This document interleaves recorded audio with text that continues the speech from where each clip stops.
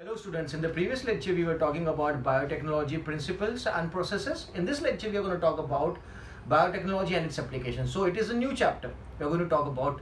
Okay, so biotechnology में क्या किया जाता है वो previous lecture में अपने देख लिया. इस lecture में जो भी changes process के through जो product बनेंगे उन product की application क्या होगी, biotechnology की application क्या होगी in a larger area. ठीक है,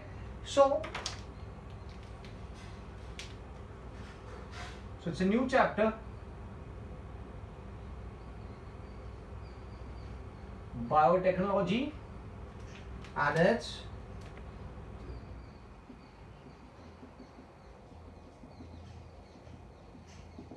application. ठीक है.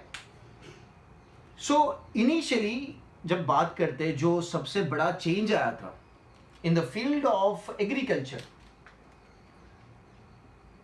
एग्रीकल्चर के एरिया में या फील्ड में जो सबसे बड़ा चेंज आया था initially, that was during green revolution. इस ग्रीन रेवोल्यूशन में क्या किया, there was use of improved crop variety, use of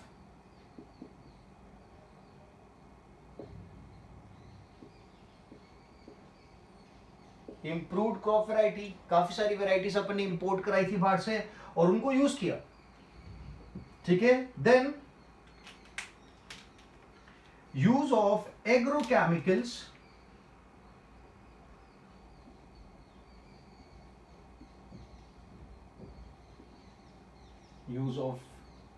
agrochemicals, और fertilisers and pesticides and pesticides. ठीक है. So this was one of the big change that was caused in the field of agriculture due to green revolution. जहां पे क्या use किया, use of improved crop varieties, use of agrochemicals, fertilizers and pesticides. ठीक है. The second change in the field of agriculture was organic farming.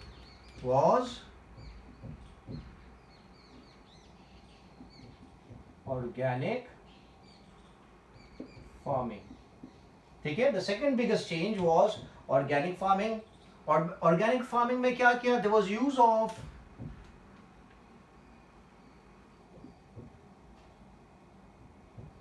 of manures, biofertilizers, biopesticides,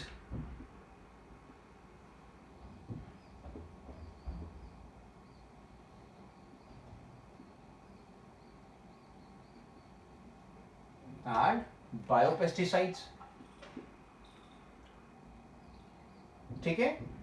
और जो बड़ा change अब आएगा in the field of agriculture, ये changes आ चुके हैं.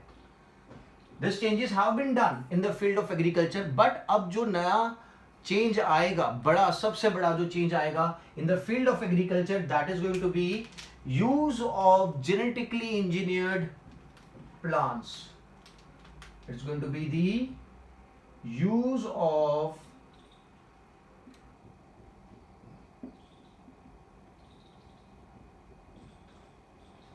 genetically engineered plants. ठीक है. This is going to be biggest change in the recent times in the field of agriculture. So genetically engineered plants, that means biotechnology आ गया. ठीक है. समझ में आ गया. तो ये जो जेनेटिकली इंजीनियर्ड प्लांट्स है, GMO, they come under the category of GMO, which is going to be, आप प्लांट्स ले लो या एनिमल्स ले लो, that is going to be termed as genetically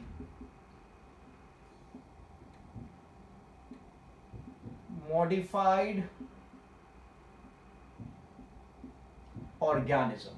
Okay, if you alter the genetic makeup of a plant or an animal to get better outcome, better products out of that plant, so that particular plant is going to be termed as GMO, or that particular animal is going to be termed as GMO. If you change the genetic makeup of an animal to get high quality milk or high quality meat, So you have modified that organism at the genetic level. That comes under biotechnology. Okay, and that animal is going to be termed as genetically modified organism.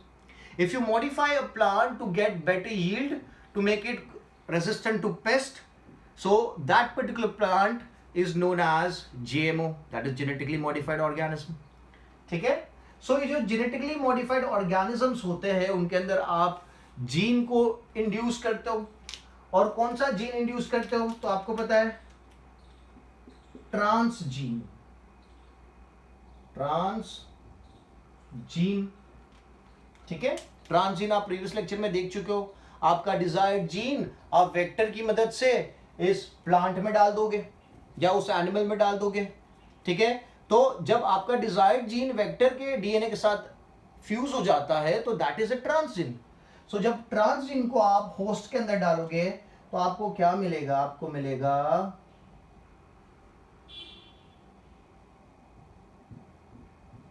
Transgenic product मिलेगा, आपको transgenic product मिलेगा, ठीक है? या फिर in other terms I can also put it as I get genetically modified crop. I'll get genetically modified crop. ठीक है? So transgenic product, genetically modified crop आप बोल सकते हो. Simple and easy. So we'll take some examples for plants जहां पे biotechnology use करा है अपन ने, and it has given us benefit, or it has given benefit to the plants. ठीक है? So let's talk about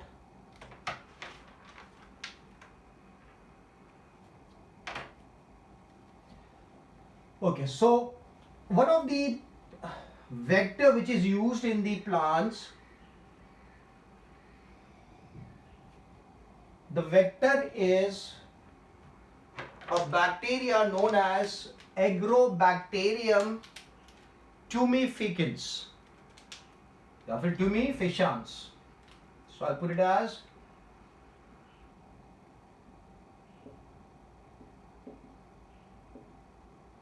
Agrobacterium tumeficans. ठीक है?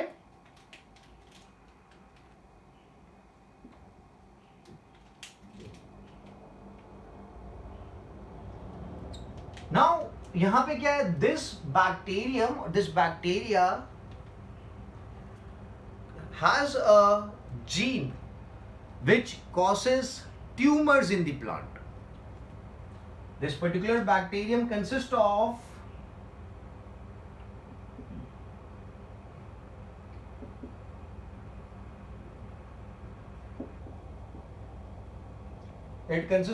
tumor inducing gene. ठीक है? That means if this bacterium enters a plant, it causes tumors in the plant. That is not good. So this bacterium is not good because it is causing what? It is causing tumor.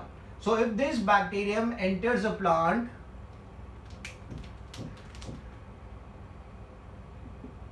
it is termed as TI plasmid. It is termed as TI plasmid, that is tumor inducing plasmid. किसके पास है?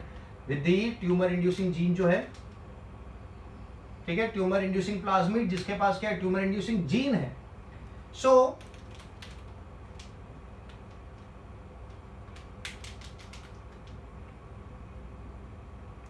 when a plant is infected,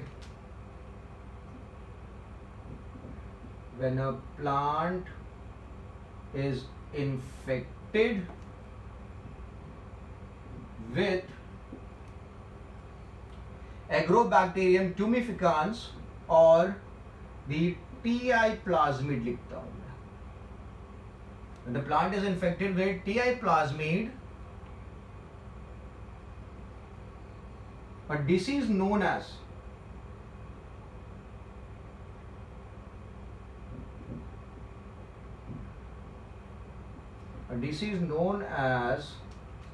crown gall. This is the name of the disease. A disease known as crown gall is observed in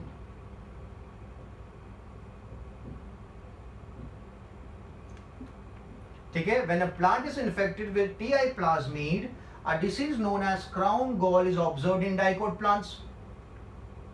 ठीक है, समझ में आ रहा है? जब ये बैक्टीरियम डाइकोट प्लांट के अंदर घुस जाएगा तो ये क्या कॉज करेगा? ट्यूमर कॉज करेगा, and that disease is known as the crown gall. ठीक है, so now what we have done, ये जो एग्रोबैक्टीरियम ट्यूमिफिकांस है, it has the ability to infect a plant. ठीक है, but the ability to cause tumor has been deleted from this plasmid. ठीक है, तो यहां पे अपन लिखेंगे with the help of biotechnology, with the help of biotechnology, the tumor causing ability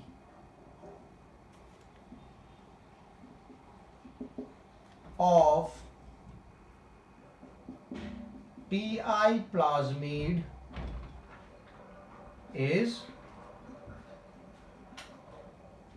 deleted.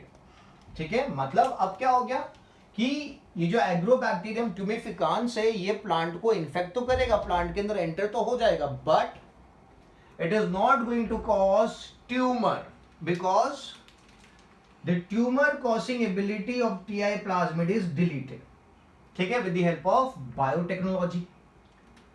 तो यहां पे मैंने इसकी जो एबिलिटी थी to enter a plant, that is as it is, but the ability to cause tumor is deleted with the help of biotechnology.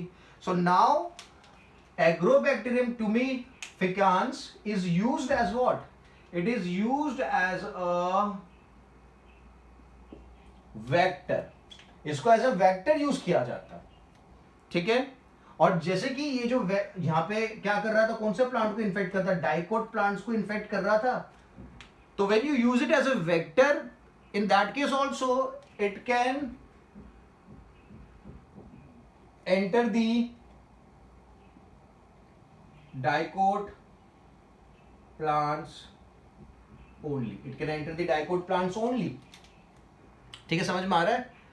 ठीक है, तो अगर आप एग्रोबैक्टीरियम ट्यूमिफिकांस को यूज कर रहे हो as a vector, so make sure जो प्लांट आप सामने यूज करोगे, it should be a dicot plant. It should not be a monocot plant, because this bacterium can not infect a monocot plant. It can only infect the dicot plant. ठीक है, ये बात आपको काफी important, आपको याद रखनी पड़ेगी. क्लियर है? तो आपने क्या किया, जेनेटिक इंजीनियरिंग की मदद से, बायोटेक्नोलॉजी की मदद से जो एबिलिटी थी ट्यूमिफिकांस की, okay, that was to induce tumour in the plant, उसको क्या कर दिया? डिलीट कर दिया. But the ability to infect the plant is still as it is. ठीक है, so we are going to use it as a vector. Now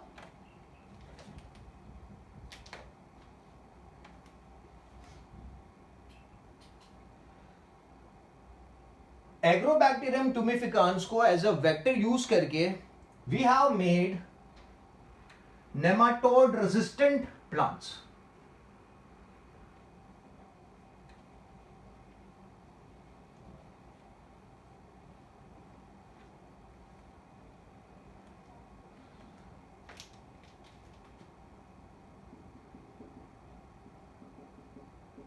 nematode resistant plants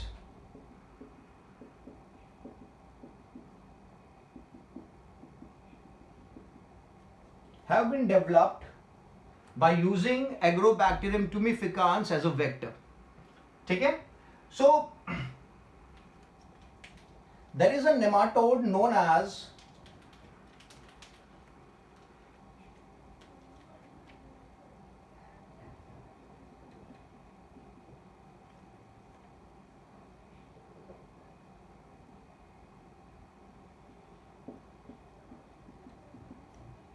Meloidogyne incognita.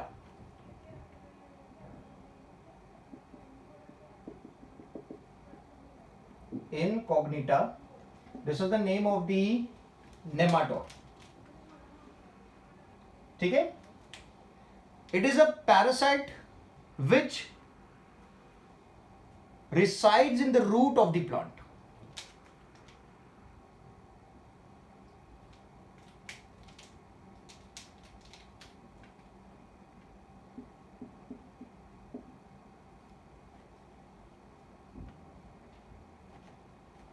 It is a parasite residing in the root of plant. ठीक है, मतलब parasite तो आपको पता है the source of food for this nematode is going to be the plant. तो plant की root में रहता है. Okay, parasite residing in the root of the plant. और करता क्या है, फीड तो करता है उसके ऊपर, but it also cuts the root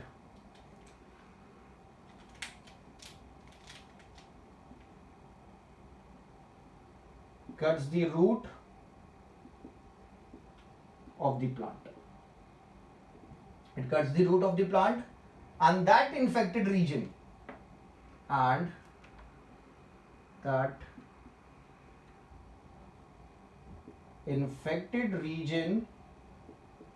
of root swells up. The infected region of the root swells up. ठीक है. So Melidogyne incognita, which is a nematode, it resides in the, it's a parasite residing in the roots of the plant. और क्या करता है, plant से nutrition लेता है और प्लांट्स की जो रूट्स होते हैं उसके डैमेज कर देता है. ठीक है, तो जो डैमेज पोर्शन होता है रूट का वो क्या हो जाता है, इट स्टार्ट स्वेलिंग अप. सो जो प्लांट की रूट है उसमें इस तरीके से बल्ज आ जाता है.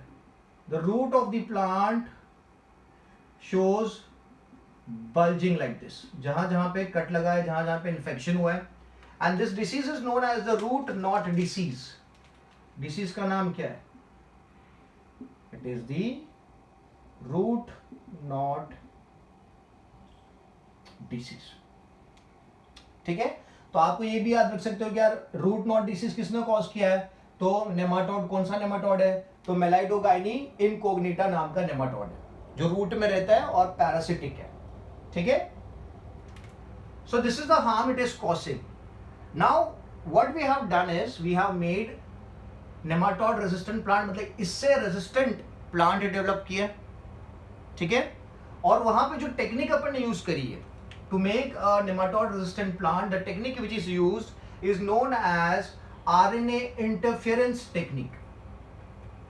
इसको मैं रब करता हूं और यहां लिखूंगा nematode resistant plant is developed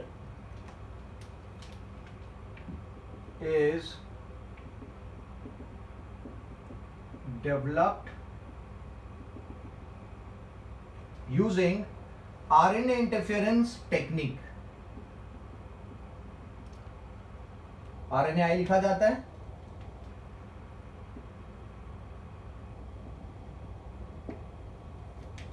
ठीक है, इस टेक्निक को यूज करके we have developed a nematode resistant plant. तो first we need to know ये टेक्निक है क्या, what is RNA interference technique. तो RNA इंटरफेरेंस टेक्निक की बात करते हैं और फिर उसका एप्लीकेशन देखते हैं कि वो किस तरीके से नेमाटोड रेजिस्टेंट प्लांट बनाता है. सो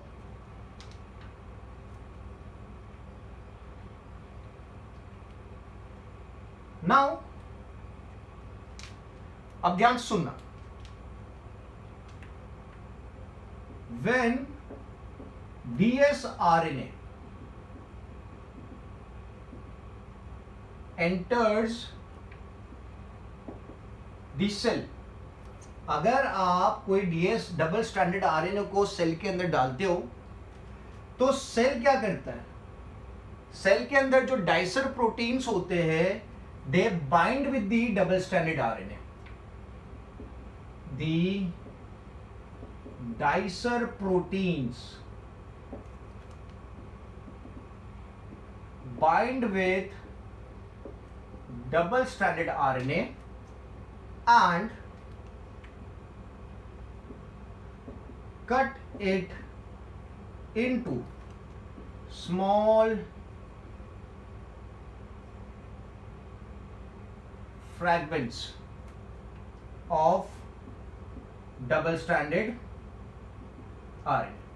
ठीक है, तो जो डाइसर प्रोटीन सेल के अंदर अवेलेबल है वो क्या करेगा, वो डबल स्ट्रैंडेड आरएनए को कट कर देगा into small fragments of cuts it into small fragments of double stranded RNA. ठीक है,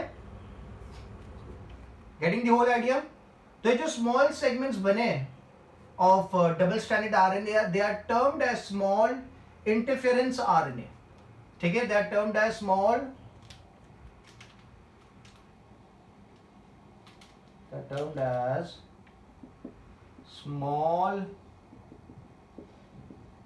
interference RNA. ठीक है, इतना समझ में आ गया. डाइसर प्रोटीन जो होता है वो सेल के अंदर अवेलेबल है. Dicer protein that is already available in the cell.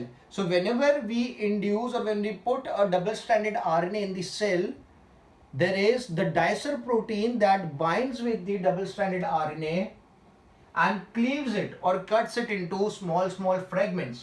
Those small fragments are termed as small iRNA. ठीक है? Is it clear?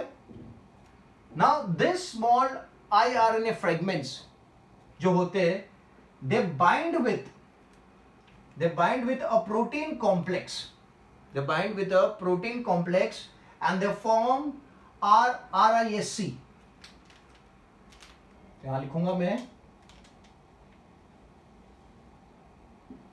Small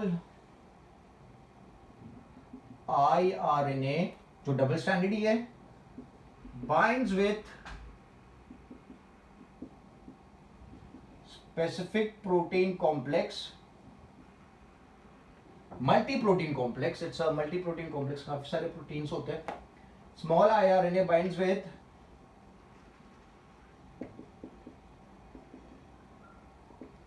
multi-protein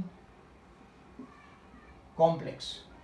ठीक है, and forms एक अब नई चीज बनेगी, that is termed as RNA interference silencing complex. RNA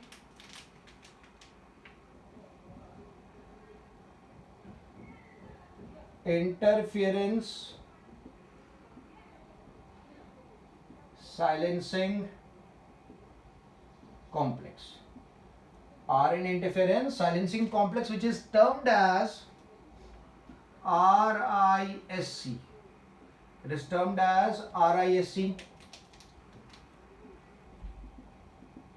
ठीक है, ये RISC क्या करेगा, जो डबल स्टैंडर्ड RNA फ्रेगमेंट्स थे उनको सिंगल स्टैंडर्ड कर देगा. तो यहां पे मैं लिखता हूं,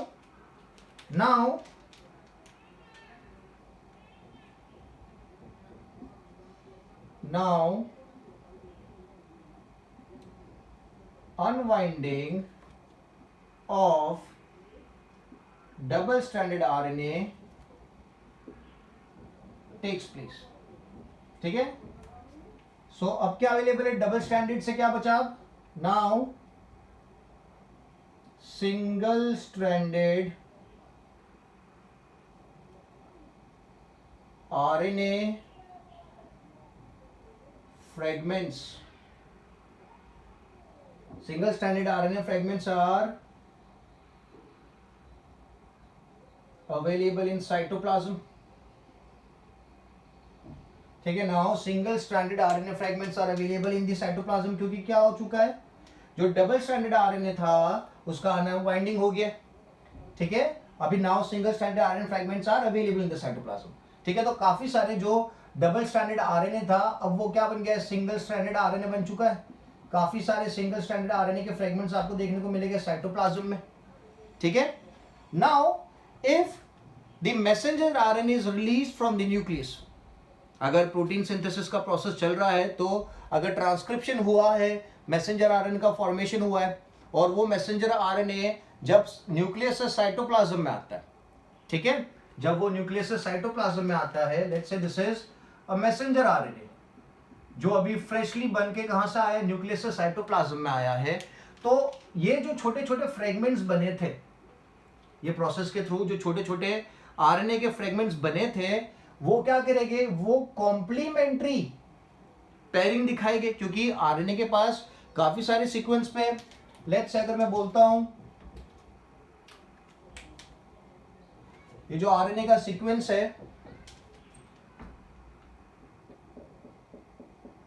जो फ्रेशली न्यूक्लियस से बन के बाहर साइटोप्लाज्म में आया है, उसके ऊपर का कोडिंग क्या है, तो उसके ऊपर का कोडिंग लिखते हैं AGCCAAUAU,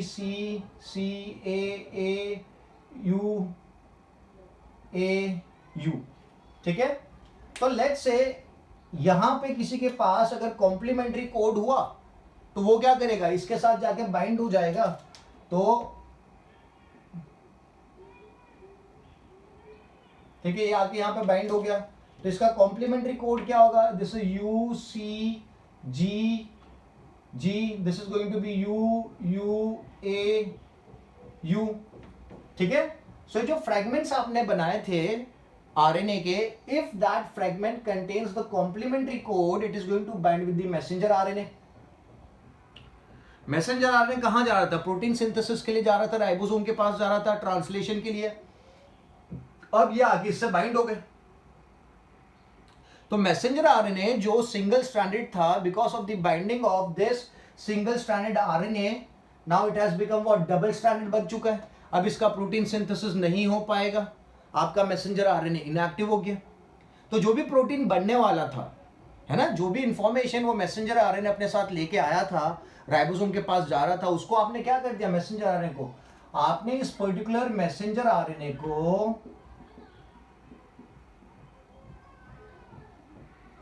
साइलेंस कर दिया, आपने इसको साइलेंस कर दिया। This is known as messenger RNA silencing, ठीक है। ये जो फ्रेगमेंट्स थे जो आपने सेल के अंदर इंड्यूस किए थे, डबल स्ट्रैंडेड जो थे पहले, फिर सिंगल स्ट्रैंडेड हो गए, उन्होंने क्या किया, उन्होंने मैसेंजर आरएनए के साथ बाइंडिंग करा और उसको इनएक्टिव कर दिया, उसको साइलेंस कर दिया, ठीक है। तो ये जो मैंने लिख दिया, मैं आगे लिखता हूं। सो क्या लिखेंगे, समझ में आ गया ना आपको, कि जो मैसेंजर आरएनए न्यूक्लियस से बाहर आया साइटोप्लाज्म में, उसके साथ जो फ्रेगमेंट्स थे, यहां पे जो अपन ने छोटे छोटे फ्रेगमेंट्स की बात करी थी, वो फ्रेगमेंट्स बाइंड हो जाएंगे।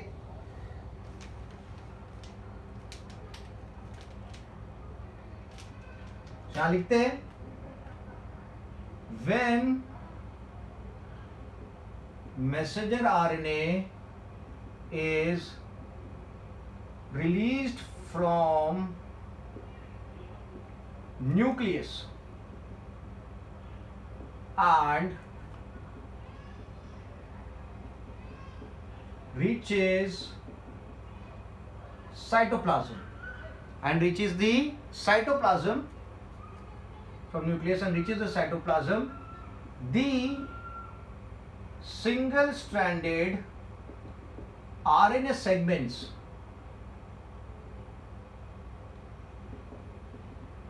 binds with the complementary sequence, binds with the complementary sequence present on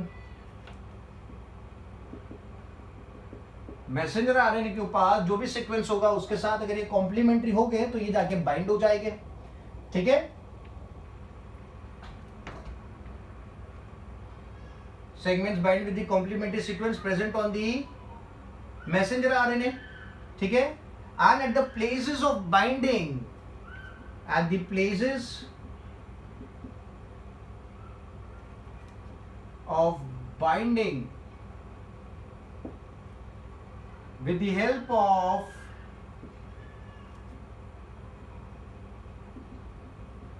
help of RNase enzyme, they cut the messenger RNA. They cut the messenger RNA into fragments. They cut the messenger RNA into fragments. ठीक है, तो पूरा जो messenger RNA था वो टूट जाएगा, तो मैसेंजर आरएनए का काम क्या था, प्रोटीन बनाना, पर अब वो प्रोटीन नहीं बना पाएगा क्योंकि क्या हो गया, आरएनए एंजाइम की मदद से जो मैसेंजर आरएनए था उसके फ्रेगमेंट्स हो चुके हैं with the help of the RNase enzyme at the places of binding. With the help of RNase enzyme they cut the messenger RNA into fragments. ठीक है, सो अगर फ्रेगमेंट में कट हो गया तो आप क्या लिखेंगे, messenger RNA can not perform photosynthesis. I'm sorry, cannot perform protein synthesis, not photosynthesis.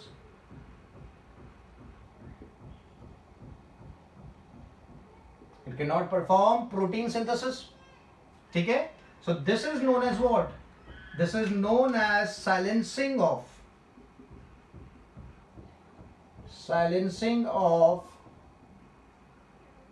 messenger RNA. This is known as silencing of messenger RNA.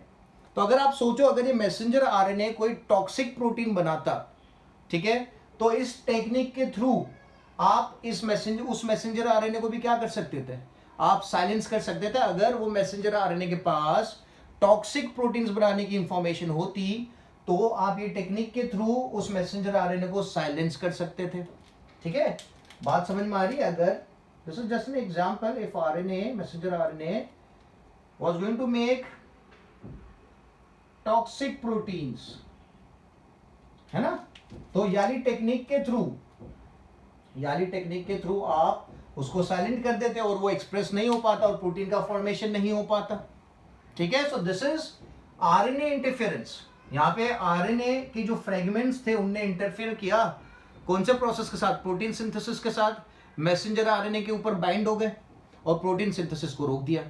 ठीक है, so we use this technique to develop the nematode resistant plant. अपन ने यही technique को use किया to develop what, nematode resistant plant. किस तरीके से, तो यहां पे वी यूज दी एग्रोबैक्टीरियम। किसको यूज किया, Agrobacterium as a vector and nematode specific gene is transferred to the plant by using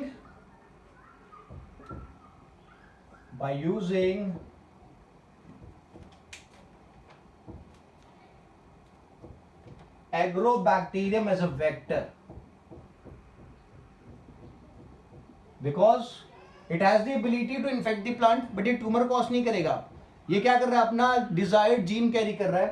so by using Agrobacterium as a vector, nematode specific gene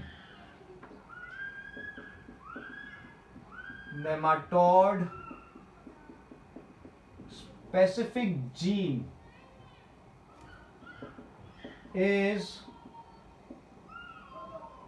introduced in plant। कहां पे introduce किया आपने, plant में introduce किया। ठीक है, मैं फिर से रिपीट करता हूं, by using agrobacterium as a vector, the nematode specific gene is introduced in the plant। ठीक है, that is डीएनए सेगमेंट आप बोल सकते हो। ठीक है, अभी जो डीएनए सेगमेंट है ये क्या करेगा, इसके दोनों सेगमेंट से आरएनए का फॉर्मेशन होगा, दोनों सेगमेंट से आरएनए का फॉर्मेशन होगा। ठीक है, मतलब the sense and the anti sense part of the DNA is going to make the messenger RNA. मैं लिखता हूं sense and antisense DNA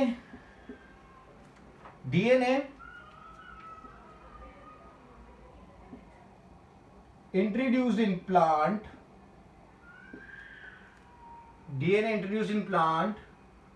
makes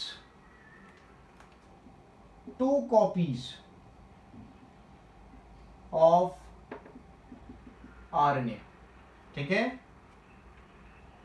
2 copies बनेगी आरएनए की, that is antisense RNA and sense RNA. तो अगर DNA के strand से,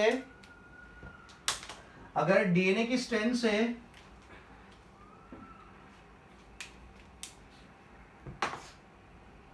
एक डीएनए की स्ट्रैंड से नॉर्मली क्या होता है, एक मैसेंजर आरएनए का फॉर्मेशन हो रहा है, बट यहां पे क्या करेंगे, anti sense and sense RNA का फॉर्मेशन होगा। अब ये एक ही डीएनए से बना है ना, तो ये दोनों क्या होगा, they are going to be complementary to each other. तो यहां पे दिखाते हैं अपन, ये जो डीएनए था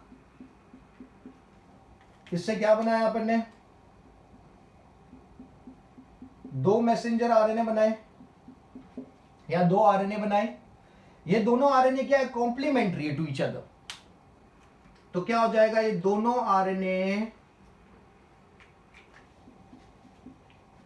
एक दूसरे के साथ बाइंड हो जाएंगे। This both the RNAs are going to bind with each other. ठीक है,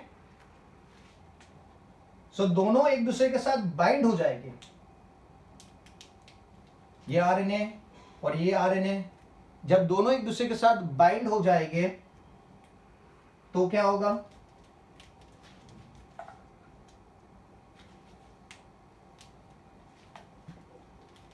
जो इनका एक्सप्रेशन है वो एक्सप्रेशन खत्म हो जाएगा, क्योंकि दोनों क्या हो चुके हैं, इनएक्टिव हो चुके हैं।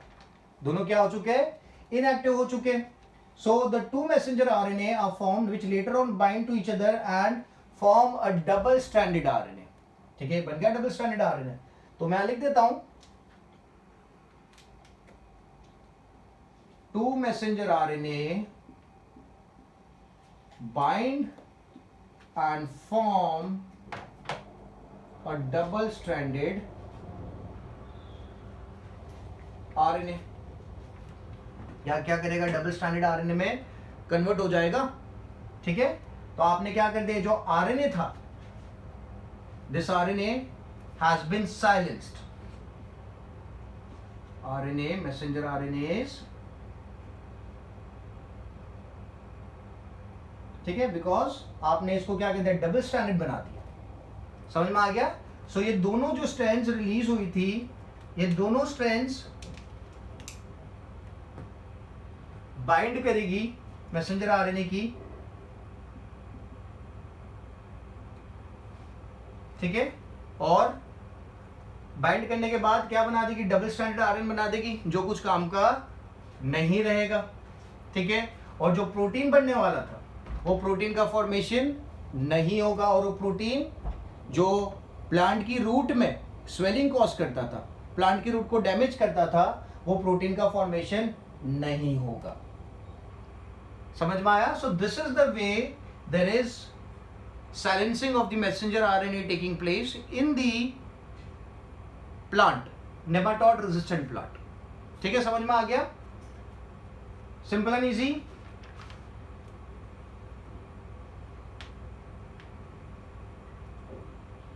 Done? Okay, so this was one of the application, that is development of a nematode resistant plant. एक और चीज अपन ने करी है, that is we have developed BT cotton। क्या बनाया है, BT cotton बनाया है। और ये जो BT cotton है,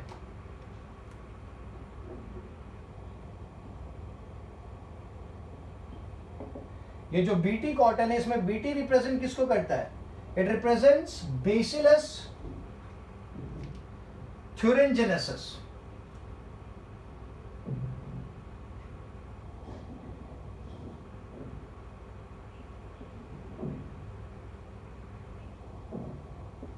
It represents Bacillus thuringiensis. This is a bacteria। और ये जो बैक्टीरिया है ये करता क्या है, so this bacteria produces toxic proteins. इसका काम क्या है, प्लांट में एंटर होने के बाद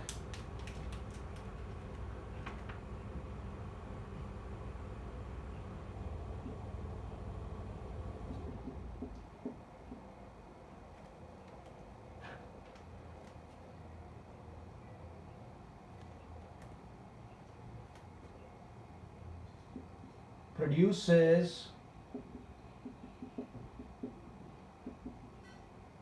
toxic proteins.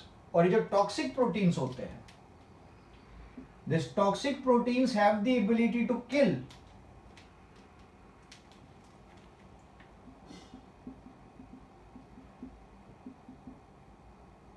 proteins have the ability to kill pest. So they have the ability to kill lepidopterans,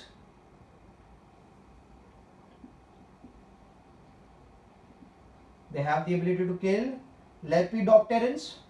ठीक है, जिसके एग्जाम्पल में मैं लिखता हूं बॉलवॉर्म्स एंड आर्मीवॉर्म्स. ठीक है, बॉलवॉर्म्स, आर्मीवॉर्म्स एंड डिप्टेरेंस. इसके एग्जाम्पल में लिखूंगा insect and flies. Insect and flies. ठीक है, I can also take the example of beetles. ठीक है,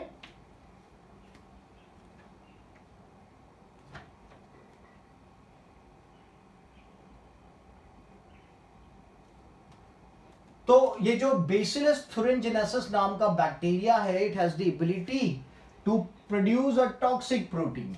ठीक है, और ये जो टॉक्सिक प्रोटीन है इसमें क्या एबिलिटी है? It has the ability to kill bollworms, armyworms, insects, flies and beetles which are working as a pest which are damaging the plant. कौन से प्लांट को? कॉटन प्लांट को, या फिर आप ब्रिंजल प्लांट भी ले सकते हो, उनको ये डैमेज कॉज करते हैं. बट ये जो बैक्टीरिया है इसके पास एबिलिटी है to produce a toxic protein जो इन चीजों को मार सकता है. ये चीजें क्या कर रही है? They are causing harm to the plants.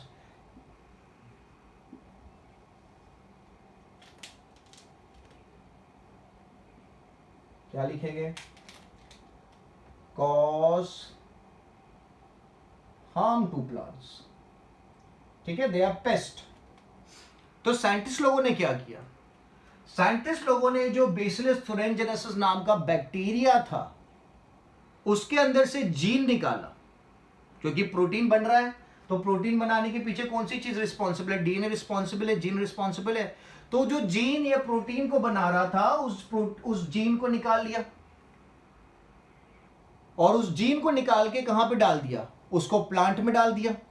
उसको डाल दिया कॉटन प्लांट के अंदर. तो अब इस कॉटन प्लांट के पास भी कौन सा जीन आ गया? जो टॉक्सिक प्रोटीन प्रोड्यूस कर सकता है. और ये प्लांट भी क्या करने लगा? टॉक्सिक प्रोटीन प्रोड्यूस करने लग गया.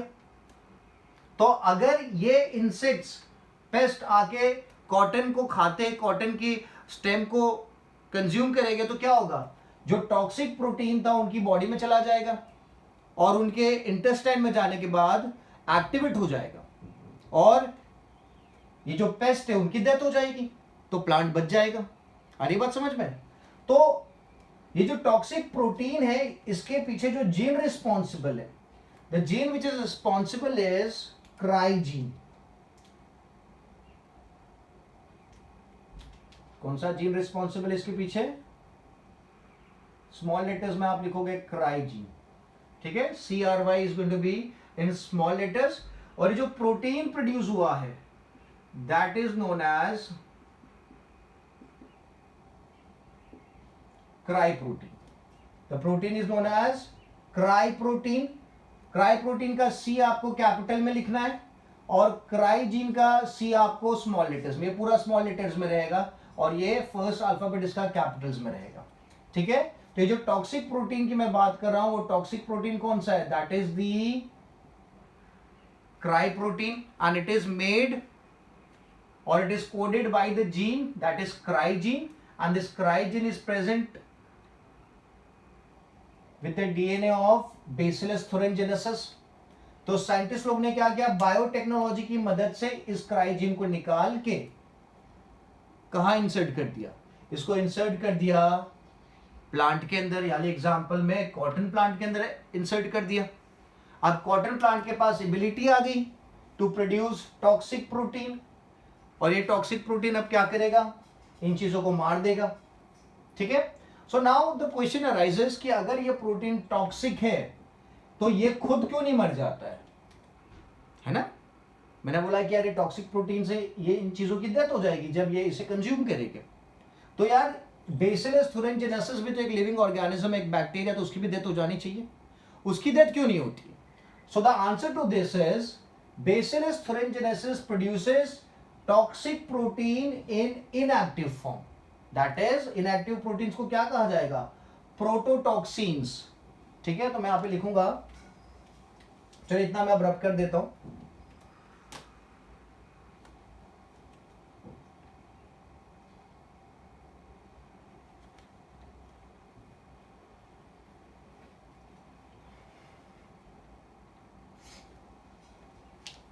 क्या लिखेंगे, bacillus thuringiensis produces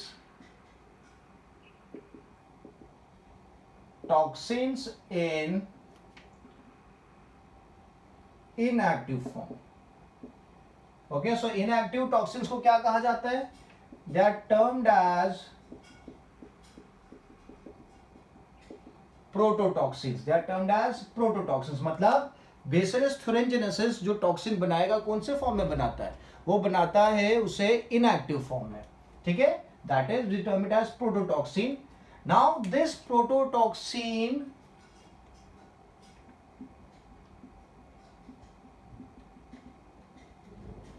when eaten up by the insects, when eaten up by the pest लिट। ठीक है, prototoxins when eaten by the pest gets the alkaline pH in the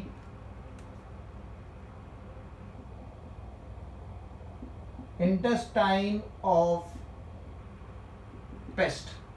जब वो प्रोटोटॉक्सिन पेस्ट के इंटेस्टाइन में जाता है तो पेस्ट के इंटेस्टाइन में क्या होता है, एल्कलीन पीएच होता है। ठीक है, सो ये एल्कलीन पीएच क्या करता है, प्रोटोटॉक्सिन को एक्टिवेट कर देता है और प्रोटोटॉक्सिन क्या बन जाता है, टॉक्सिन बन जाता है। यहां पे लिख देते हैं alkaline pH activates the prototoxin and converts it into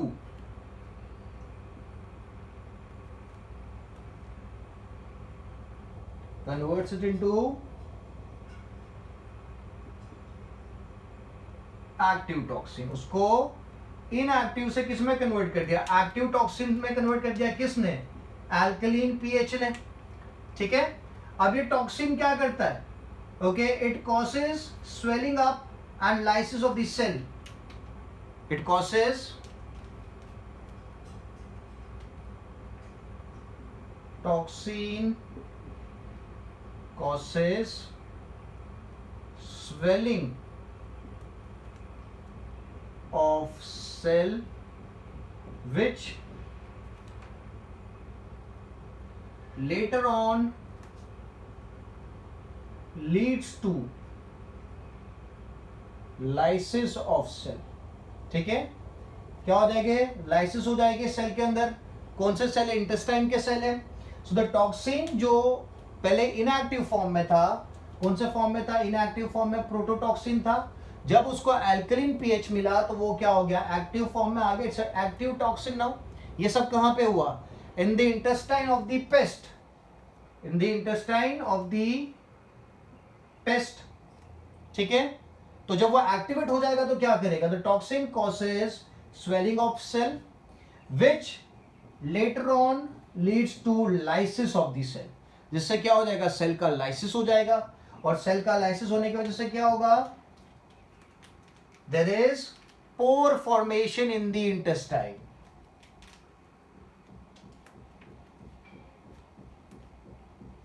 pore formation in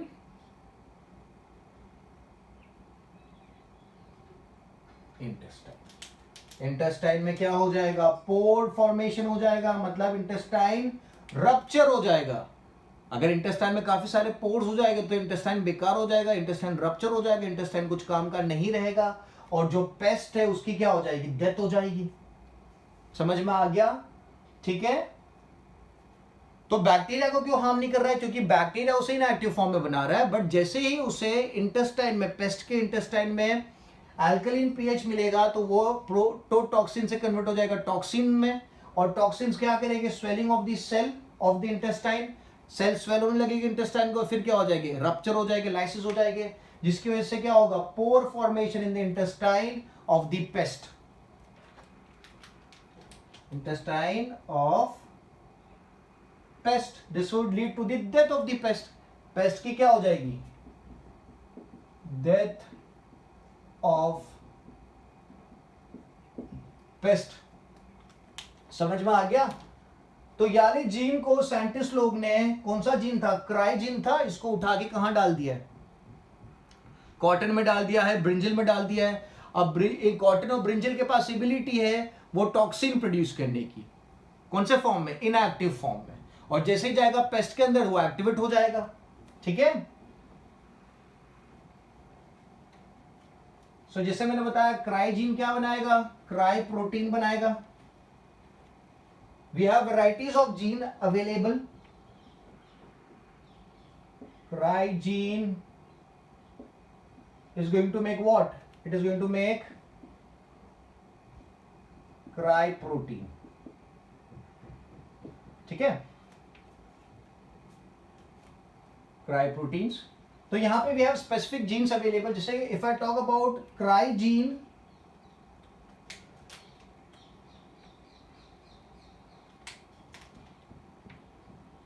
cry 1 capital A small A, ठीक है, या फिर cry 2 capital A small B. ठीक है। अगर ये दोनों जीन अवेलेबल है इन दी बैक्टीरिया, तो ये जीन के पास एबिलिटी है to produce the toxins to kill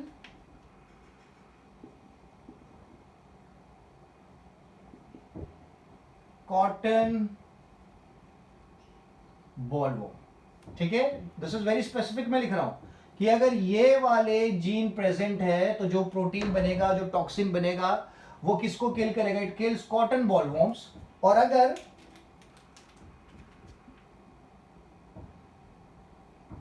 cry 1AB नाम का जीन प्रेजेंट है, तो इससे जो प्रोटीन्स बनेंगे, जो टॉक्सिन्स बनेंगे, वो किसको मारेंगे? It kills a pest known as kills corn borer. किसको किल करेगा? कॉर्न बोरर को किल करेगा। ठीक है, समझ में आ गया? तो क्राई जीन जो बैक्टीरिया में अवेलेबल था उसको कहां पे ट्रांसफर किया? प्लांट्स में ट्रांसफर किया। ठीक है, and now the plants are also able to produce cry proteins or the toxins. ठीक है, we have varieties, 3 varieties available है। अगर ये cry 1A small a and cry 2 capital A small b है, तो जो प्रोटीन बनेगा, जो टॉक्सिन बनेगा, वो क्या करेगा? वो कॉटन बॉलवॉर्म्स को मारेगा। और अगर cry 1 capital A small b है, तो जो टॉक्सिन बनेगा वो किसको मारेगा? कॉर्न बोरर नाम के पेस्ट को मारेगा। ठीक है, सिंपल एंड इजी। तो अब होगा क्या? Ultimately if the pest are not present, the pest are killed, this is going to increase the yield. There is going to be increase in the yield of the crop. ठीक है, that is good, that is benefit for us. ज्यादा cotton मिलेगा। ठीक है, simple and easy, done. मैं बता रहा था कि ट्यूमर इंड्यूसिंग प्लाज्मिड जो था जब उस ट्यूमर इंड्यूसिंग प्लाज्मिड को आपको इस सेल में डालते हो, ठीक है, सो उसका जो डीएनए होता है that is known as T DNA. क्या बोलेंगे उस डीएनए को? टी डीएनए कहा जाएगा। Tumour inducing plasmid DNA in the vector.